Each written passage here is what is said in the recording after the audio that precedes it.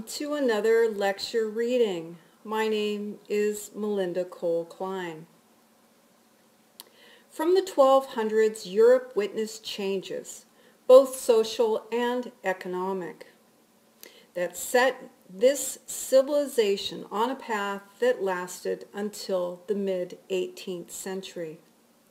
The revival of trade, the expansion of towns and cities, and the development of a commercial economy affected how people live their lives and created new relationships between free individuals.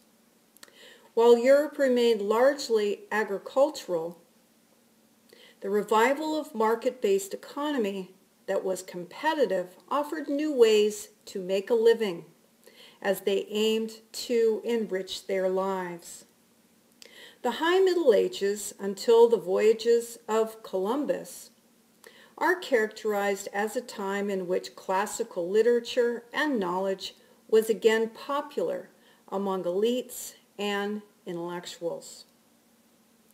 This would be a time in which the great universities of Europe would be built and occupied by students, reading Greek tales of heroism and the histories of Roman life and the making of empire.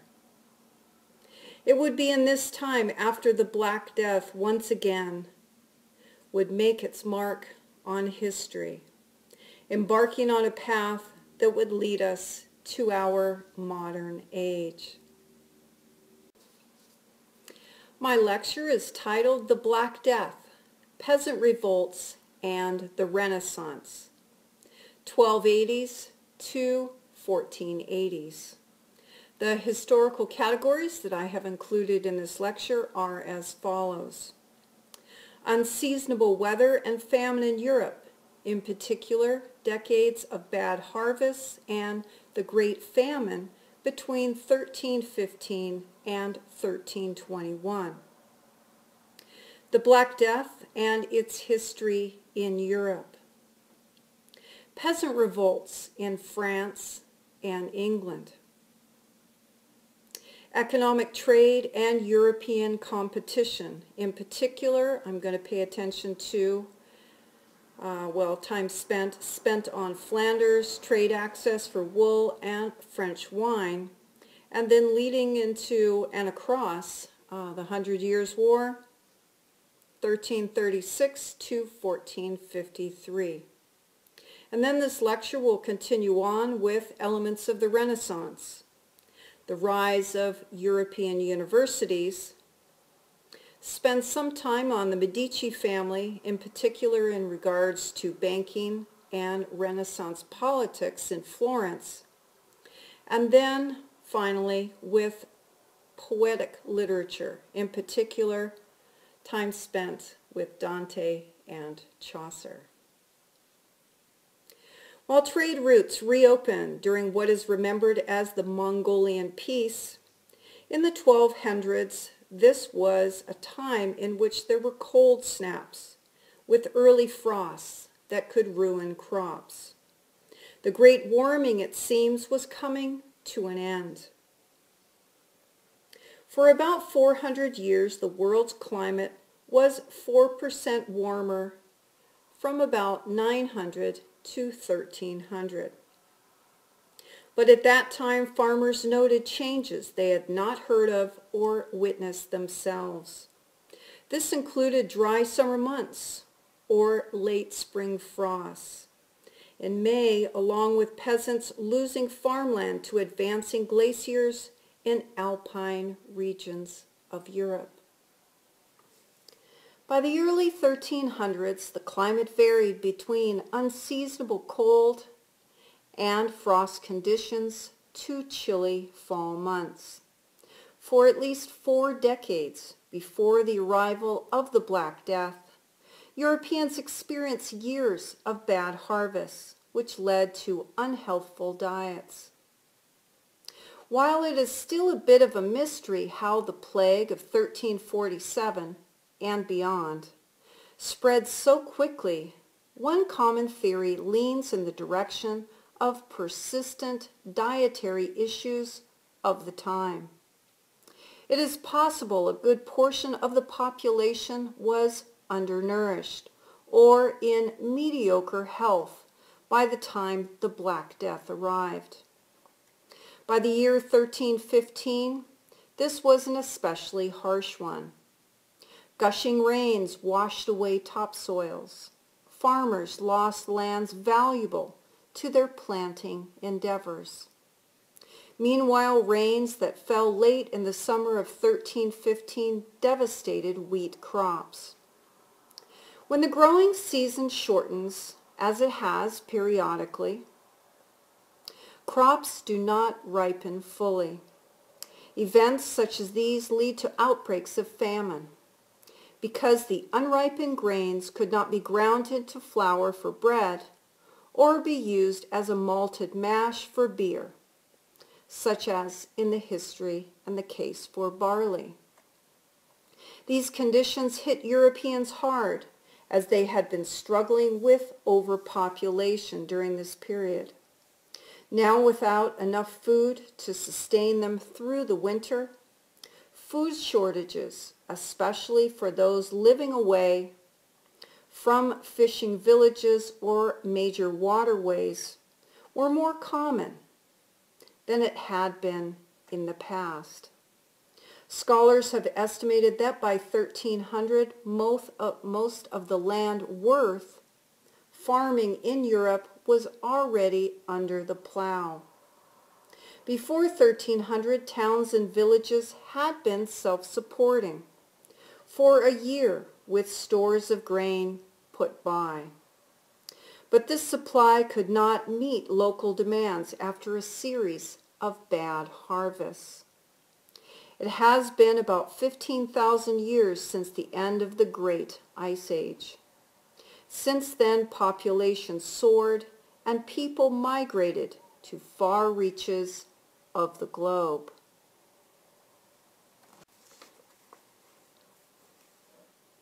During the Roman era, the climate was a bit colder than it is today, but it warmed up after the fall and during the Dark Ages in the West.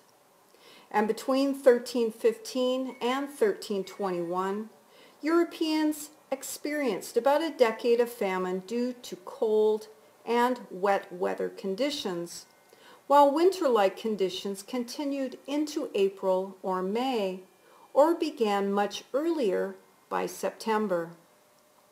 All the while, seagoing ventures became more dangerous with rough seas due to oceanic storms. This affected not only the landed peasantry and the land-owning aristocracy, but the economic livelihoods of fishermen, whalers, merchant tradesmen as well. People involved in their economic endeavors had to adapt the best way that they could. Plague deaths undermined trade and commerce, politics, and social ties that bind family groups together. The effects of the plague, as described by Giovanni Boccaccio, capture the pattern of the disease and how families observed reacted. So this excerpt that I would like to include for you comes from the Decameron. In the year of our Lord 1348, the deadly plague broke out in the city of Florence.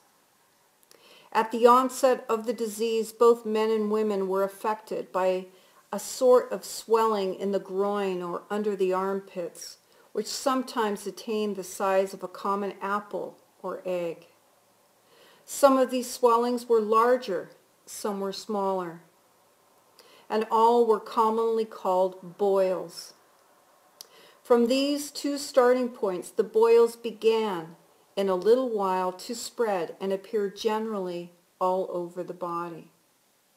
Afterwards, the manifestation of the disease changed into black or livid, this is brown, purple, spots on the arms, thighs, and the whole person. Neither the advice of physicians nor the virtue of any medicine seemed to help. Almost everyone died within 3 days of the appearance of the signs. Some sooner, some later. The calamity had instilled such horror in the hearts of men and women that brother abandoned brother, uncles, sisters, and wives left their dear ones to perish. And what is more serious and almost incredible, parents avoided visiting or nursing their very own children, as though these were not their own flesh. In Northern Europe, an area known as Flanders, the industrial trade centers of this region excelled in fine textile production. This fine woolen cloth rivaled the popularity of silk. In trade, Flanders had become a vital trade partner with England. This trade link began to involve France because by the early 1300s, with the temperatures getting colder in England, wine grapes could no longer be produced. The drink of choice by the nobility, this shortage encouraged the expansion of the wine trade from France to England. By the 1320s, because of the economic demands and the confiscation of the Duchy of Aquitaine by the French government, war resulted between England and France. This continental territory had belonged to England, but in 1337 it was taken by the King of France. After the first rush of the plague years, the French gained the upper hand. But the war raged on through the 1370s, to which English troops in France had been greatly reduced. But under Henry V of England, the Brits came back to France by 1417. By the 1430s, France would become desperate to regain control. It would be at this point that the valiant Joan of Arc rallied the French army, creating unity much needed for the nation. While she led armies of France to a few victories, she was eventually captured, then tried and convicted as a heretic. According to Joan, God willed her to lead France to a victory. For Joan and the French priests who listened to her believed as she did in her prophecy. Her military success bolstered the political career of the King of France, Charles VII. All the while, once Joan was sent to England as a war captive and held for ransom, her king did not pay. This would lead to her death at only 19 years of age. By fire of heresy, the tribunal did not believe her claim. Her trial would be overturned 25 years later. Immortalized as a martyr, Joan of Arc was made a patron saint of France. Claiming victory by England, a brokered deal of marriage mended political fences between England and northern France. But not in the south. Fighting continued until English success by 1451. In the end, this war brought the end to English claims to French territories. Some historians suggest this would be the impetus for the British government to support the building of a navy in order to gain maritime supremacy. About half of the population of Europe died as a result of the Black Death. This pandemic greatly impacted Europe's trade and the ability for governments to collect taxes. In the decades following the Great Dying, sometimes it's called that, social unrest and rebellion resulted on the continent and in England. Because of a serious labor shortage, this resulted in a world turned upside down. As the nobility owned the land, labor prior to the Black Death was inexpensive. With the wholesale abandonment by the nobility across Europe during the plague years, the peasantry lost confidence in their lords. For those that survived, the peasantry found themselves in a world in which their labor was in high demand. This would drive up the cost of labor for landowners. Understandably, landowners were not willing to pay higher wages for the same work by the same population. To make this claim legal, landowners rallied governmental support to create new laws to hold wages down.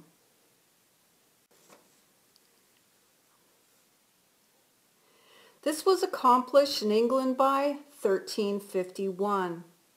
The government had effectively set labor prices to pre-plague levels.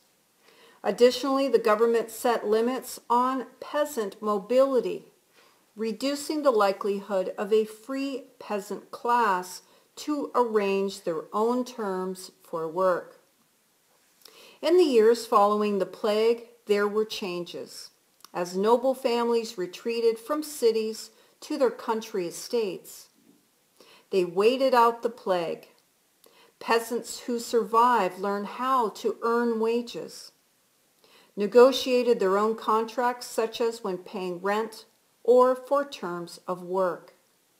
In essence, medieval peasants, long accustomed to being taken care of, learned how to manage their own lives. By the 1350s, the working population wanted to retain this new economic, social, and political relationship. However, landowners wanted to return life to what it had been prior to the plague. In France, the working population of peasants violently revolted. For the political elite, landed aristocracy, they needed to maintain order and control over the peasantry. In 1358, French peasants stormed castles, destroyed private property, and murdered members of the nobility. However, the French military swung into action quickly, in which peasants were massacred by mounted and armored cavalry and foot soldiers. A few decades later, the English Peasant Revolt was a reaction to what they considered to be an abuse of political power by landowners in legislating lower wages, re-establishing feudal relationships, this included binding serfs to their masters, and instituting a poll tax on each adult. By 1381, both rich and poor reacted against the new mandates, and the history of how the English treated their citizens was different than in France. While at first peasants successfully destroyed private property to make a statement, for these peasants that were arrested as rioters, they were not hunted down like dogs. The British government pardoned those arrested and reversed the poll tax. The Renaissance was a turning point in European intellectualism and artistic expression. It began in Italy and quickly spread to France, German princely kingdoms, and Britain. Great thinkers and philosophers affected modes of art, literature, science, and religion, along with history, political thought, and philosophical ideals. It would be during this time that ancient texts would make their way back to Europe through trade and commercial enterprise. Ancient texts were in high demand. This included the works by Plato, Socrates, Aristotle, Homer, and the books produced by the Byzantine Emperor Justinian I, in which Roman law codes had survived. Hundreds of commentaries, histories, legal papers, along with literature found their way to medieval monasteries to be copied. By the 1450s, when the invention of the printing press swung into action, the demand for classical reads by ancient writers, especially those from the West, increased exponentially. The first European university would be built in 1088. This would be the University of Bologna in Italy, still in operation today. The rise of European university was an outgrowth of the interest by Europeans to pursue higher learning. Universities, traditionally, were places in which priests were trained. After all, during the early medieval period, the learned sector of European society was limited to the priests, monks, and the nuns. University curriculums welcomed noble and/or wealthy patrons having qualified through examinations. Like-minded individuals set against a competitive market-based economy needed to possess institutions in which young people could be sufficiently prepared to assume the reins of power and authority, from government to religion.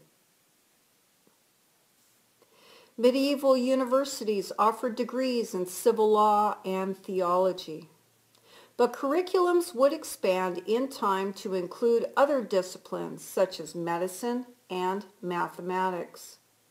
The system by which a university operated was that of a corporation by type. The university received funding from a variety of sources, paid wages, and to remain in operation needed to produce a profit or at least meet its expenses. Christian principles at times have limited the advance of medical knowledge. A good example in this medieval moment is in regards to the advance or lack thereof of the inner workings of the human body. Because most medieval classes were taught or course curriculums were regulated by religious authority, medical classes that might have included dissection of cadavers, like during the classic Greek age, did not in the medieval period. This tool for teaching medical students using dead bodies was forbidden. Thus, medical knowledge would not advance for centuries. By the 1100s, the University of Sorbonne was built in Paris. Others in France followed. In Italy, additional universities were chartered and built. Others followed in Spain, Portugal, and the Holy Roman Empire by the 1400s. Off the continent, England built Oxford and Cambridge, while Scotland had 3 universities and Sweden had 1. It seems most European civic centers would create universities to educate their young men who qualified. Poland lay on the eastern fringe of this movement for higher education. The Christian West created universities based on charters between local rulers and religious authority. By the 1400s, teaching towards the 7 liberal arts became more widespread. While religion had been a central feature at universities, in time, universities would teach medicine, music, science, art and history, classic languages, and politics. Universities were an outgrowth of the Catholic educational system that had existed in monasteries. With the rise in population, there were high demands for religious leaders and those who knew the law. Italy did not exist as a unified political national region during the Middle Ages or during the Renaissance. Instead, it was divided up into city-states, regional principalities, or as merchant-controlled commercial centers. An example here would be Florence, where the aristocracy had little political control over their secular citizen traders. The 1300s brought severe changes to political and economic power. It shifted wealth from the nobility to self-employed entrepreneurs, whose profits came from commerce, not necessarily tied to property ownership. Across time until the revival of trade in the West, combined with merchant capitalism, this of course is an economic theory, it was the landed elite who possessed all the wealth. The new sectors of wealth were among bankers, financiers, and merchant traders, with or without aristocratic ties, especially if engaged in long-distance trading. The city of Florence would emerge as a center of banking, fine cloth production, and artisan crafts. Strong traditions ran deep as craftsmen were protected with the strong guild master system. All the while, Florentine banking was dominated by one group of individuals, in particular, as history knows them, the Medici family. The Republic of Florence emerged out of the wealthy merchant elite.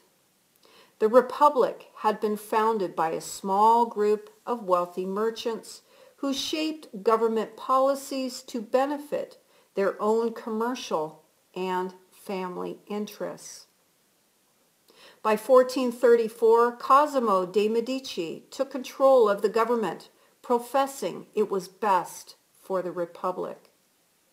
This instituted a monarchy, in essence. This banking family would hold the reins of political power as they ruled Tuscany for about 75 years. Cosimo, and later his grandson Lorenzo, enjoyed considerable economic control as well. This enabled this family to enjoy unprecedented wealth.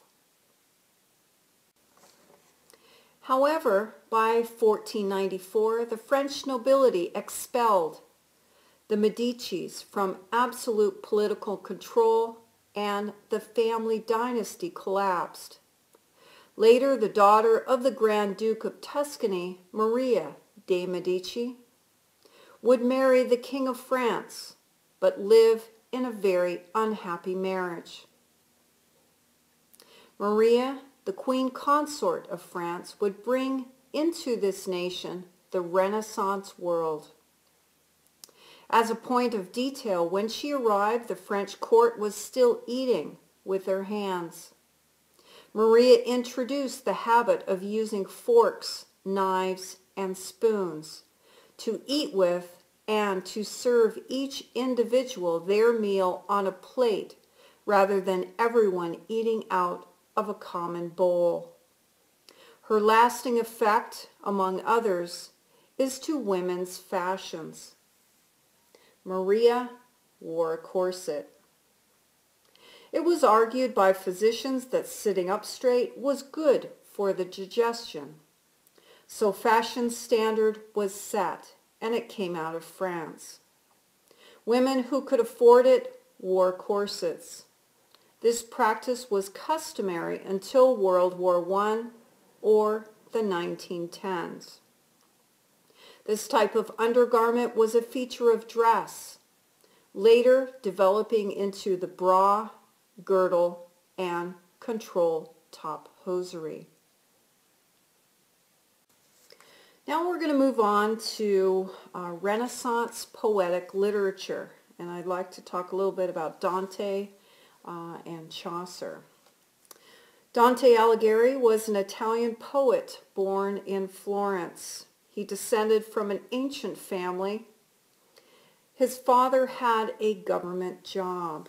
Dante grew up amidst the triumphs of Florentine democracy, in which he took some share fighting on the battlefield. By 1295, Dante had wrote his first book of prose. In it told of his love for Beatrice, an older woman he had admired, from within a relationship and friendship that he secretly loved her. He had first seen her when he was 9 years old. Beatrice died in 1290. By 1300, Dante's Florence was in political troubles. Church and two political factions who were battling it out for control of power over the city itself. At this point, he withdrew from public life. His allegorical writing in the Divine Comedy placed him outside of society as his works criticized elite figures in unflattering ways. The poet takes the reader on a journey to hell, purgatory, and heaven. His guide through hell and purgatory is the historic, and of course long dead, Latin poet Virgil, author of the Aeneid. In 3 sections, Hell, Purgatory, and Paradise, Dante weaves a fun and cynical tale of traversing the 7 levels of hell. In efforts to reach paradise, this of course is his version of heaven. In the end, Dante transcends to this place where the love of his life, Beatrice, is waiting for him. Along with the works of William Shakespeare, Dante's Divine Comedy is a classic must-read. Another notable Renaissance poet was England's Geoffrey Chaucer. This poet, diplomat, statesman is best remembered for his narrative, The Canterbury Tales. Evidence suggests his family was upper middle class with strong ties to aristocrats that were politically well connected. Early in his training, Chaucer served as a personal assistant to a young nobleman. With travel opportunities as he aged, Chaucer saw the wider world and how it operated. He traveled the continent during the 100 Years' War as a companion. After Chaucer had been captured by French forces and released once his ransom was paid, he married and became a father.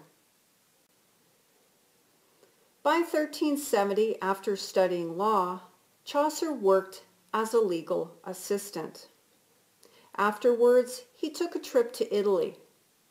Some have speculated that he met with Boccaccio and afterwards became a poet. Once Chaucer returned to London by the 1380s, he began writing poetry.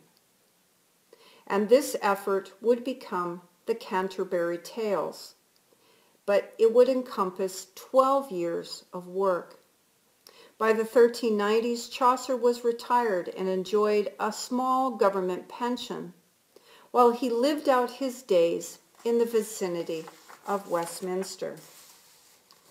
During his literary career, Chaucer wrote several books, but the most popular was his entertaining read based on a narrative against a natural setting. This literary work tells a story involving a group of pilgrims journeying from London to the Abbey at Canterbury. To help pass the time, they tell stories to one another. The pilgrims represent the English peasant life and the cosmology, this means how they saw their world, in the 1300s. The tales are serious, funny, and vivid, indicative of medieval attitudes and customs in such areas as love, marriage, and religion.